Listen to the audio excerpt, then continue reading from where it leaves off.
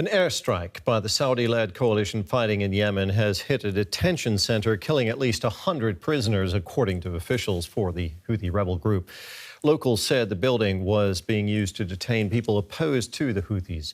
The head of the International Red Cross in Yemen toured the site and suggested the death toll could rise. Frank Rauchenstein said the center had held around 170 people and only 40 had survived. The Saudi-led coalition said it had attacked a military target. The devastating war in Yemen has been raging since 2015, and it's far from over. Our correspondent, Fani Fachar, was just there and joined us now. Fani, good to see you. Not many journalists managed to make it into Yemen. What can you tell us about what's happening there? Right, it's very, very difficult to receive access to this country. It took me personally almost 1 year to get inside the country. And when I was there, I experienced a very fluid situation when it comes to the question, who is actually in charge of the interim government place, which is in Aden, in the south of the country. You have to imagine when you go through Aden and around Aden, you have to pass through different checkpoints. And the most repeated sentence that I've heard by Yemenis was, when we wake up in the morning, we really don't know who is in charge. Is it the separatists who are dreaming of an own state? Basically, they want to return to a situation the way it was up until 1990, when Yemen was basically two countries, the north and the south. Is it controlled by the Emiratis, part of the Saudi-led coalition? Is it controlled by whatever is left of the government? And then, of course, we cannot forget that there are also jihadis that are active in Aden and in the south. So within that very complex and unstable situation, it is where I met Fatima Al-Marouk within a hospital, a very young doctor, who said she had a completely different vision and expectation when it comes to the job of being a doctor before she started her medical studies, before the war started. This is her story. Let's have a look. Things can change in seconds at this intensive care unit in Aden. This is Janat. She's 18 months old and has been diagnosed with malaria and malnutrition. She's hovering between life and death. Did you request oxygen? There is nothing. The oxygen bottle in the room doesn't work. The doctor, Fatima, must improvise.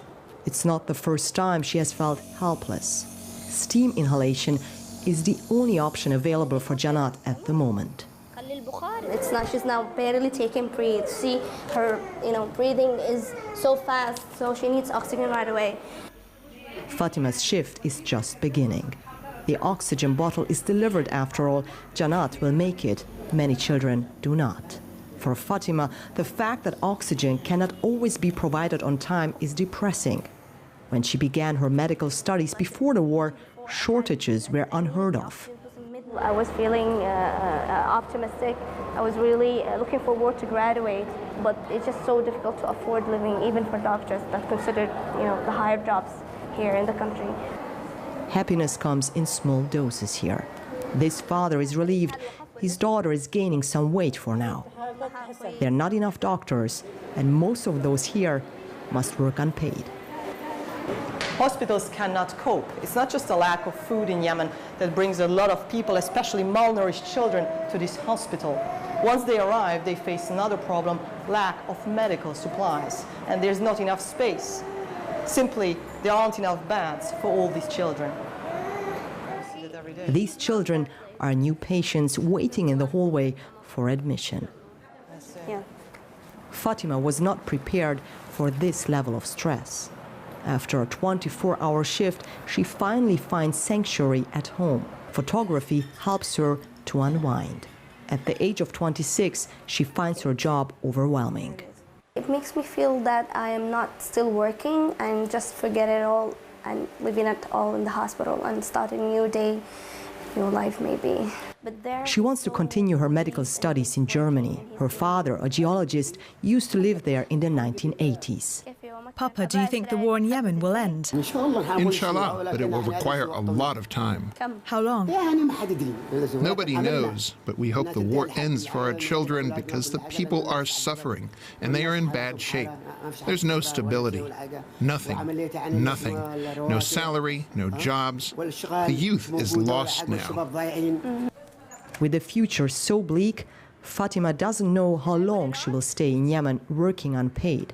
She wants to continue working as a doctor to help people, but she also wants better opportunities of her own, if possible, outside of Yemen.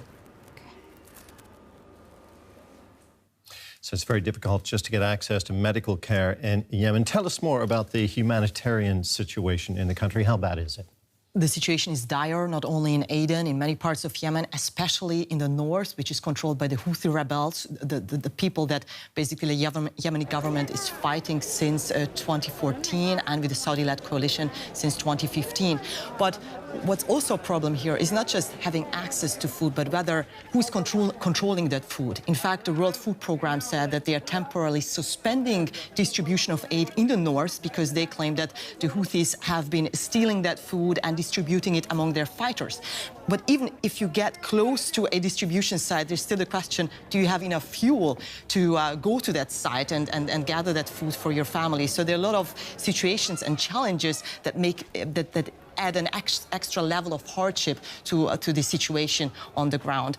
Now, what comes as a result of an ongoing war for almost 5 years now, it's in the 5th year that the Yemen war is developing, it has become so complex. A lot of people don't even understand who is fighting here against whom anymore.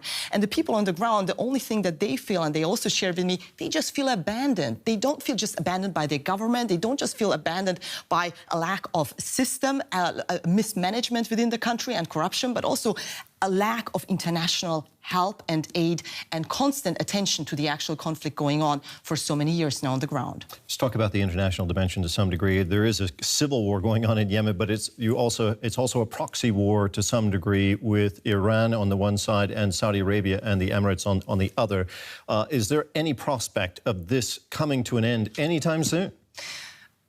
At this point, no, to bluntly spoken, because it's not just the proxy war that you just laid out, the Houthis apparently supported by Iran and between Iran and Saudi Arabia, or it's not just the civil war between the Yemeni government supported by the Saudi-led coalition and the Houthis, but there's a civil war within the civil war developing. Shortly after I left Aden, there were attacks in Aden itself. The separatists, dreaming of their own state, are trying to fill a void that seems to be left behind by the United Arab Emirates, who are withdrawing their forces, they say, in order to help the peace process. But at the same time, what's happening on the ground, there are new front lines opening up. So just from me talking right now, you realize that it's very, very complex. So talking about the peace process at this point, yes, a lot of talks can be made, but unfortunately, on the ground, there's no action, no vivid action in terms of whether peace will actually come about anytime soon.